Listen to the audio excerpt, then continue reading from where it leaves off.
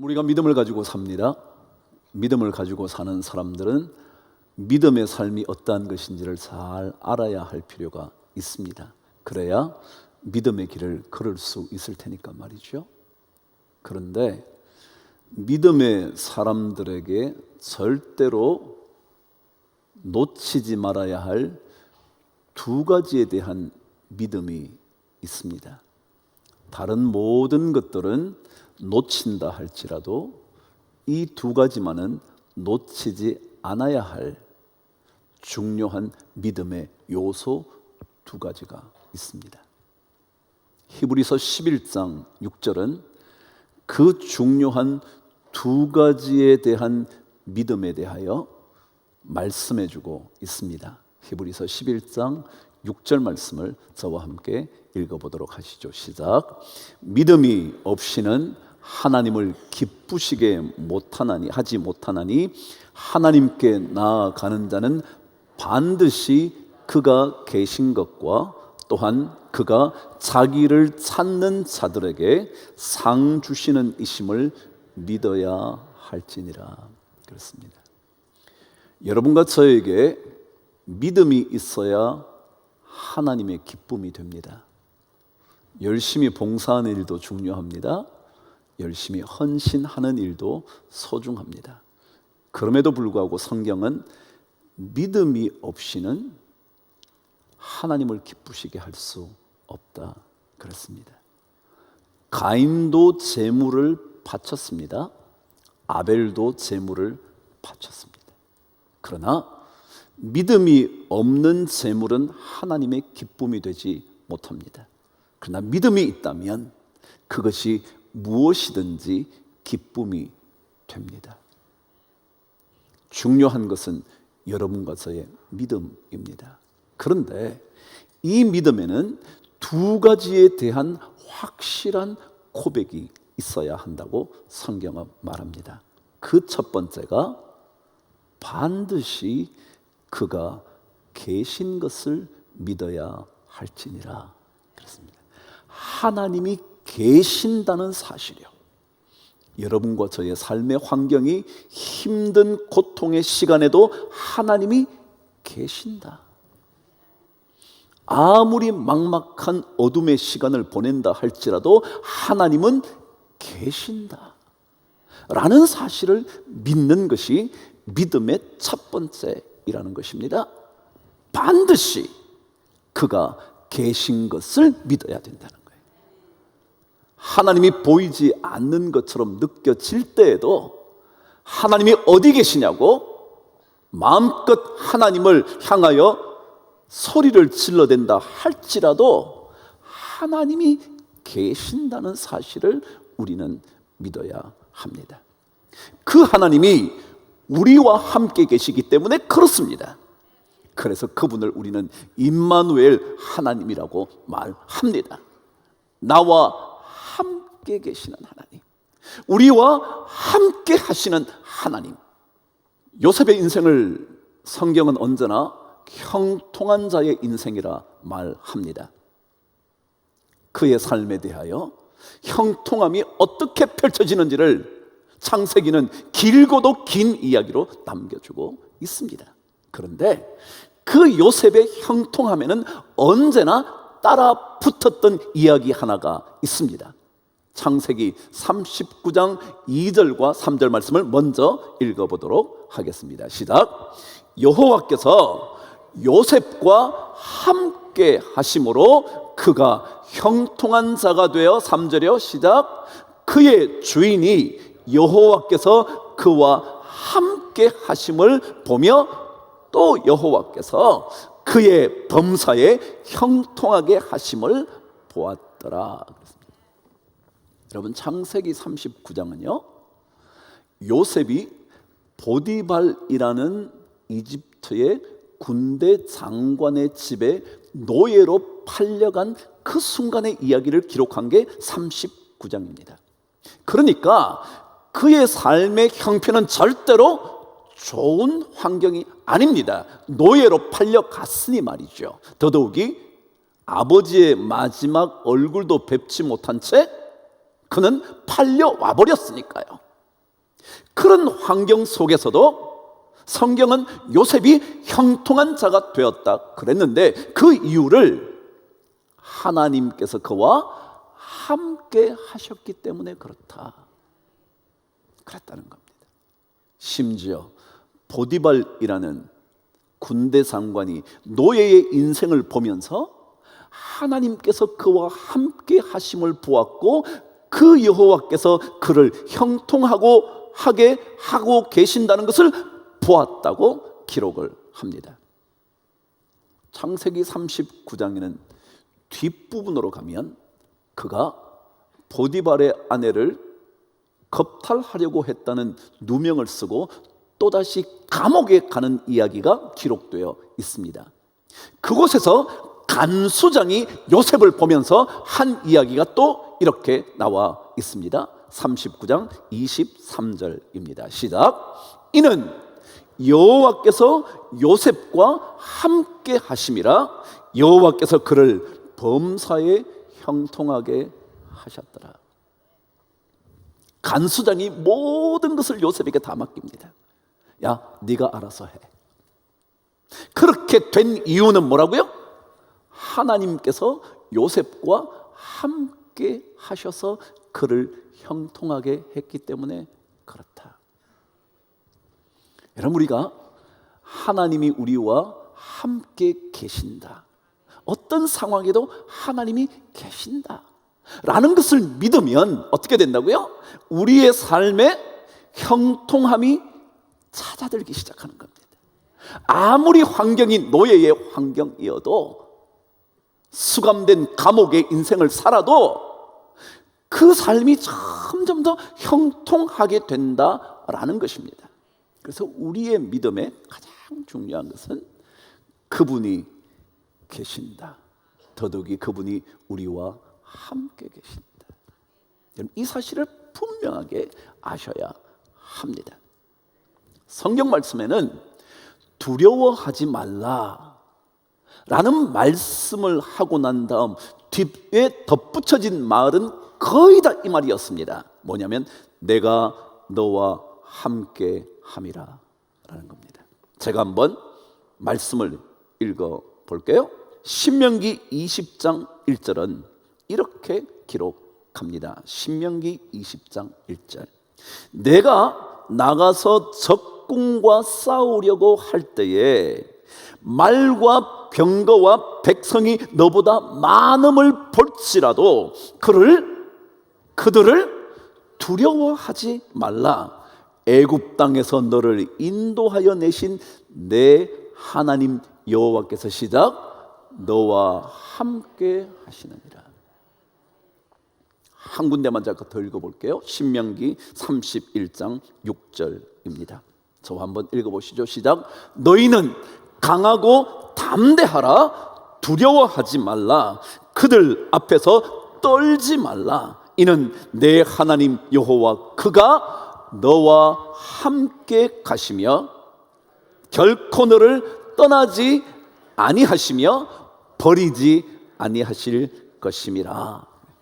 계속해서 이 하나님이 우리와 함께 계신다는 사실을 믿는 것, 이게 믿음에서 절대 놓치지 말아야 합니다.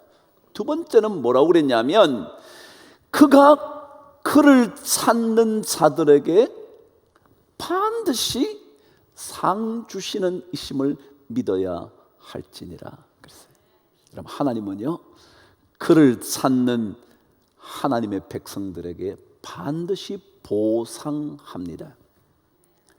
감옥에 있어도요, 보상합니다. 노예로 팔려가도 보상하십니다.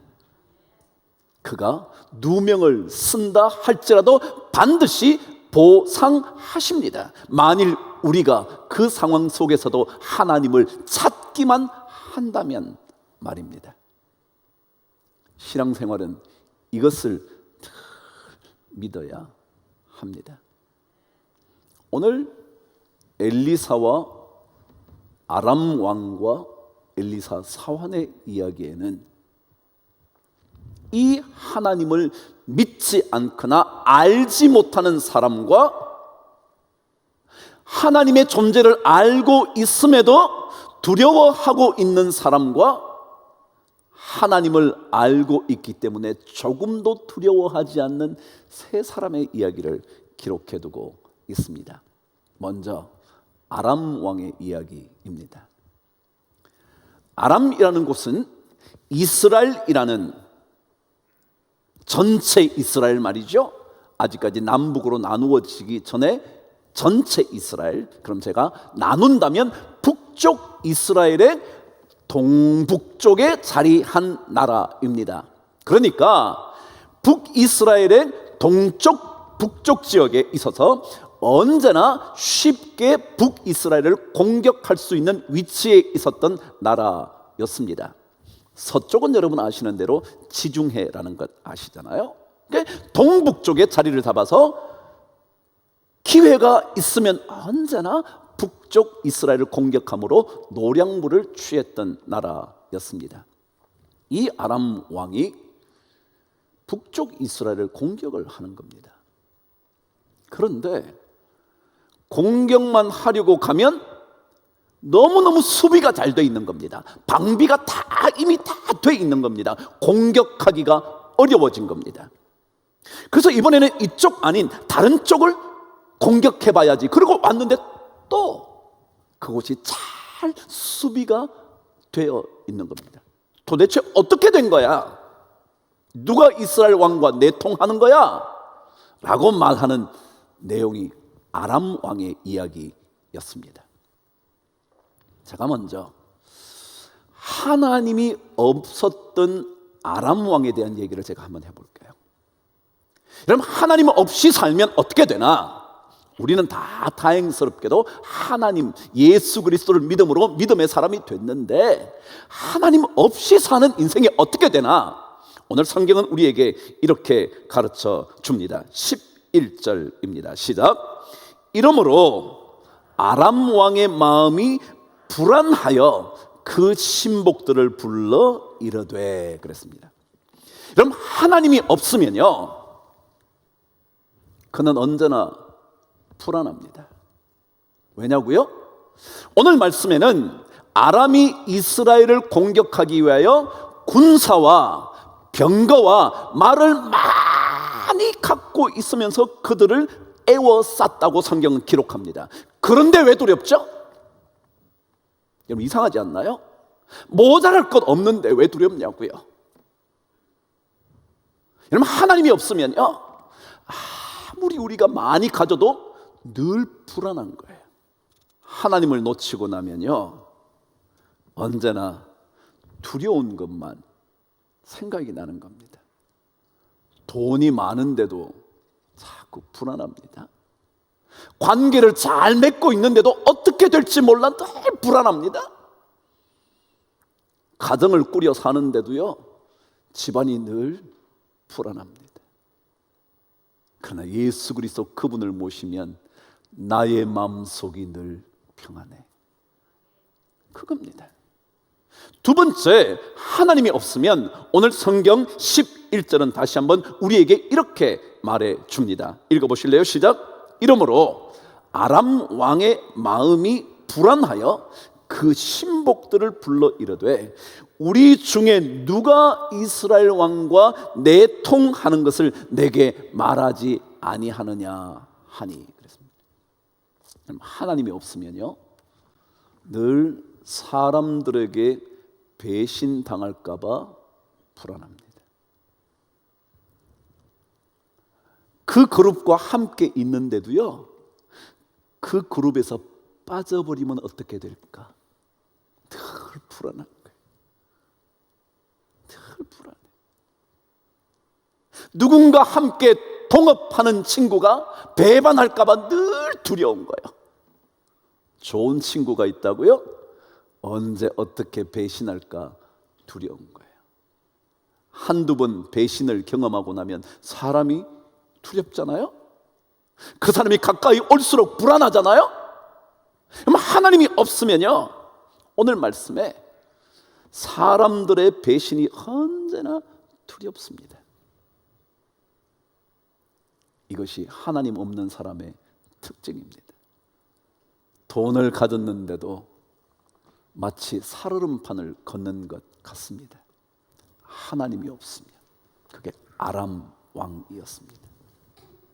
그런데 오늘 성경은 또 다른 한 사람을 등장시킵니다. 엘리사의 사환이라는 것입니다. 하나님의 사람인 엘리사의 사환에 대하여 말합니다. 그는 하나님이 계시는 줄 압니다. 하나님을 그의 마음속에 믿고 있었던 사람입니다. 그래서 엘리사의 사환 시종의 역할을 감당했겠죠. 그런데 하나님을 믿고 있음에도 불구하고 오늘 성경은 엘리사의 사환의 마음이 불안해하고 초조해하고 탄식하고 있다는 것을 성경은 기록합니다. 15절 저와 함께 읽어보겠습니다. 시작. 하나님의 사람의 사환이 일찍이 일어나서 나가보니 군사와 말과 병거가 성읍을 에워쌌는지라. 그의 사환이 엘리사에게 말하되 내 주여 우리가 어찌하리까. 여러분, 하나님을 믿는데도 두려운 이유가 있습니다. 그 이유는 믿음의 눈이 활짝 열리지 못했기 때문에 두려운 겁니다. 하나님을 믿어도 여러분과 제가 다 하나님을 믿지만 내 믿음의 눈이 활짝 열리지 않으면 두려워지기 시작합니다. 왜냐하면요, 믿음의 눈이 열리지 않으면 뭐가 보이느냐면 적군만 보입니다. 믿음의 눈이 열리지 않으면 내 삶의 장애물만 자꾸 보입니다. 내 삶을 가로막는 것들에 자꾸 눈이 열리기 시작합니다. 그래서 늘 불안합니다. 하나님을 믿지만 믿음의 눈이 닫혀버리고 나면 언제나 내 삶을 가로막고 있는 거대한 장벽들에만 부딪힙니다. 그래서 안 될 것만 자꾸 생각합니다. 가나안 땅을 정탐했던 12명 중에 10명을 기억하지 않으시냐고요. 하나님을 향한 믿음의 눈이 열리지 않으면 적의 거대함만 보입니다. 그리고 자신의 부족함만 자꾸 생각됩니다. 그래서 언제나 탄식하며 불안해하는 겁니다. 싸울 수 있는 힘이 없습니다. 세상을 이겨낼 수 있는 능력이 없습니다. 믿음의 눈이 감기면 적만 보이거든요. 이스라엘 백성들이 블레셋과 전투를 벌입니다. 그때 블레셋 군대에 거대한 장수 한 사람이 등장합니다. 아시죠? 골리앗입니다. 그의 장대함을 발견했던 이스라엘 백성들과 사울은 싸울 엄두조차 내지 못합니다. 꼼짝 못합니다. 어찌할 뻔을 몰라서 아무도 나서지 못합니다. 왜냐고요? 그들의 믿음의 눈이 떠지지 않았기 때문입니다. 아니, 하나님이 우리와 함께 하시는 것을 그의 믿음의 눈을 활짝 열고 보지 못했기 때문에 그랬습니다. 그런데 그때 한 사람이 등장합니다. 누구죠? 다윗이요. 근데 그는 믿음의 눈으로 하나님을 보고 있었던 사람이었습니다. 그래서 그가 말합니다. 사자의 발톱과 곰의 발톱에서 나를 건져주신 그 하나님이 저 블레셋 사람, 할례 받지 못한 사람의 손에서도 나를 건져내실 거라고 그는 믿음의 눈을 열고 봅니다. 적을 보지 않습니다. 장애물을 보지 않습니다. 도저히 이길 것 같지 않은 어떤 상황을 보지 않습니다. 하나님을 봅니다. 믿음의 눈이 열리면 그 하나님을 봅니다. 그래서 저 블레셋 군인도 내 손에 붙여주실 거다. 다윗은 그래서 어리지만 싸우러 갑니다. 왜냐하면 믿음의 눈이 열려져 있기 때문에 그렇습니다. 믿음의 눈만 열리면요, 그건 아무것도 아닙니다. 충분히 맞붙어 싸울만 하다 생각합니다. 아니, 승리할 수 있다고 자신만만해합니다. 이게 믿음의 눈이 열리는 것입니다.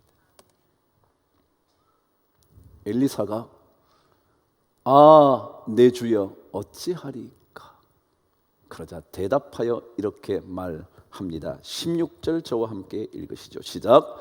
대답하되 두려워하지 말라.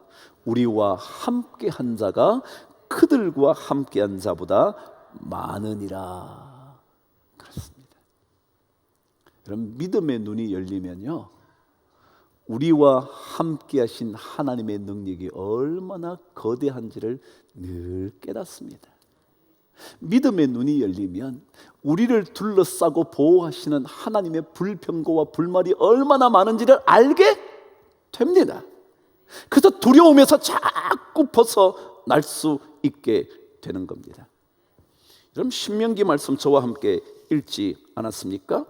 내가 나가서 적군과 싸우려 할 때에 말과 병거와 백성의 많음을 볼지라도 그들을 두려워하지 말라. 내가 직접 너희들과 함께 싸워주겠다. 신명기 33장 22절은 그래서 이렇게 말합니다. 두려워하지 말라. 너희의 하나님 여호와께서 친히 너희를 위하여 싸우시리라. 이게 믿음의 눈이 열리면 자꾸 그렇게 생각이 드는 겁니다. 그런 확신이 드는 겁니다. 왜요? 그를 찾는 자에게 뭐라고요? 상 주시는 이심을 그는 믿거든요. 믿음의 눈을 열고 하나님을 바라보는 사람에게 상 주시는, 보응하시는, 보상하시는, 갚아주시는 하나님을 믿거든요. 그냥 눈이 떠지고 나면요, 두려워하지 말라. 저들의 군대보다 우리와 함께한 군대가 훨씬 더 많다. 훨씬 더. 그래서 오늘 결론은 이렇게 우리에게 들려줍니다. 17절 읽겠습니다. 시작. 기도하여 이르되 여호와여 원하건대 그의 눈을 열어서 보게 하옵소서 하니 여호와께서 그 청년의 눈을 여심해 그가 보니 불말과 불병거가 산에 가득하여 엘리사를 둘렀더라. 문제는요, 믿음의 눈을 여는 겁니다. 믿음의 눈을 열어달라고 하나님께 매달리는 겁니다. 매달리면 눈이 열리기 시작하면서 적보다 더 크신 하나님의 군대를 보게 되는 겁니다. 그리고 그 하나님이 우리와 함께 하시는 하나님을 알게 되는 것입니다. 신앙은 이걸 알아야 합니다. 다른 거 다 놓쳐도요, 그분은 여러분의 고난의 시간이든 여러분의 형통의 시간이든 다 여러분과 저와 함께 하고 계신다는 것, 그리고 그분을 간절히 찾는 자들에게 반드시 보상하시는 하나님이라는 것. 3월이 시작됐습니다. 이왕이면 믿음의 눈을 열고 하나님의 거대한 군대를 보고 싶지 않으신가요? 그래서 적만 보이고 억울함만 보이고 장애물만 보이고 문제만 보이고 그래서 불가능하다 생각하면서 두려워해지는 인생이 아니라 하나님이 함께 하심으로 친히 싸워주시는 그 하나님으로 인하여 요셉처럼 형통한 인생, 그리고 다른 사람들이 우리의 형통함을 보게 되는 그런 놀라운 한 달 꼭 살면 좋을 것 같습니다.